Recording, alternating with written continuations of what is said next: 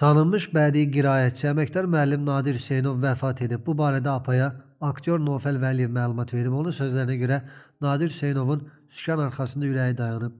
Daha sonra avtomobil idarəetmədən çıxaraq maneəyə çırpılıb.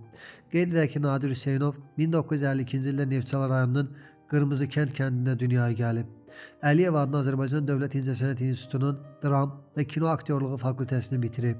O daha çox Azərbaycan Dövlət Televiziyasında yayımlanan Ozan folklor toplusu verilişinin aparıcısı kimi tanınıb. Nadir Hüseynov uzun illərdir Azərbaycan Dövlət Mədəniyyət və İncəsənət Universitetində səhnə danışığı fənnini tədris edirdi.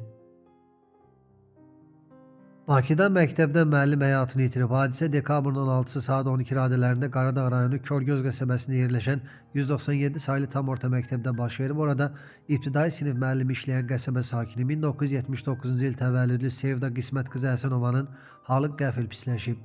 Təcili tibb yardım çağırılsa da Sevda Həsənovanın dünyasını dəyişdiyi məlum olub. İlkin məlumata görə 46 yaşlı müəllim ürək çatışmazlığından vəfat edib. Faktla bağlı araşdırma aparılır.